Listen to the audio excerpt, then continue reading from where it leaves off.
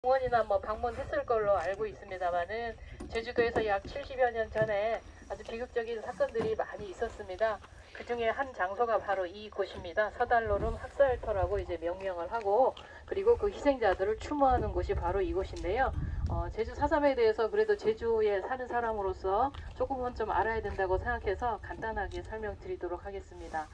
자, 그래도 다행히도 제가 이제 4.3을 설명할 수 있는 그 근거가 되는 게 제주도뿐만이 아니고 국가에서 2003년도에 제주 4.3 사건 진상조사 보고서라는 게 국가보고서가 나옵니다. 이제 거기서 4.3에 대한 여러 가지 배경과 사건의 전개 과정이라든지 피해 상황이라든지 모든 것을 아주 자세하게 국가에서 기록을 하고 있고, 그 국가 결과 보고서, 그 국가에 대해 국가가 만든 그 보고서에서는 결론을 이렇게 내리죠. 과거 국가 권력에 의해서 행해진 폭력, 국가 폭력에 의해서 무고한 지역 주민들이 희생된 사건이다라고 규정을 하고 있습니다.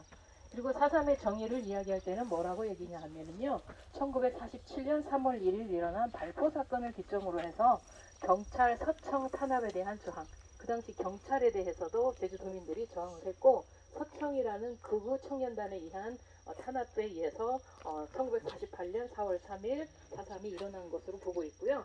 그 당시의 정치적인 상황으로 얘기하자면 남한만의 단독 선거와 단독 정부 수립을 반대로 기치로 이렇게 나오거든요. 자, 그것이 우리나라 정부가 수립된 1948년 8월 15일 이후에 더 많은 제주도민의 민간인대 학살이 일어났던 것인데, 그 희생자 수가 장장 3만 명에 이른다라고 이제 말씀을 드립니다.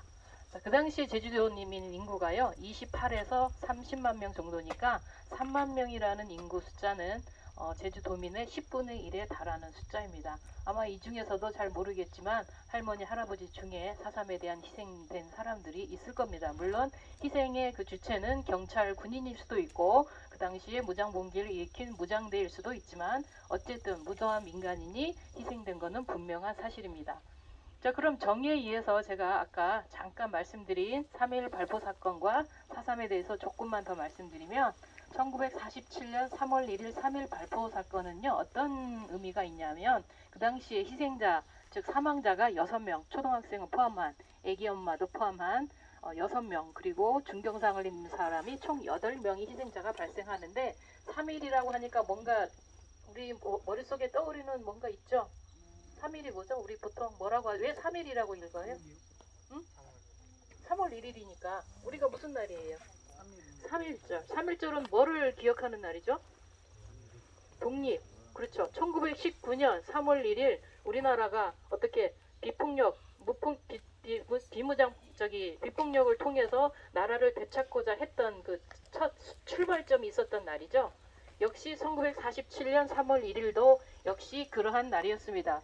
그런데 우리가 생각해볼 문제는 1945년 8월 15일 미국과 소련에 의해서 우리나라가 해방이 되기는 하였으나 47년까지도 그 당시에 전국에 있는 주민들과 제주도민들은 아직까지도 완전한 자치 독립이 되지 못했다고 느꼈습니다. 왜냐하면은 그 당시에 한반도에 있던 주민들은 빨리 통일된 정부를 수립하는 것을 보고 싶었고, 그것을 노력을 하는데 우리나라 정치 지도자들의 분열, 그리고 미소의 자국의 이익이라는 그 간섭 때문에 통일정부 수립이 점점 멀어지고 있는 상황에서 1947년 3월 1일 3.1절 행사가 전국적으로 열렸고, 제주도에서도 약 3만 명 이상이 참여하는 대규모 3.1절 집회가 열렸는데, 그때 경찰의 발포에 의해서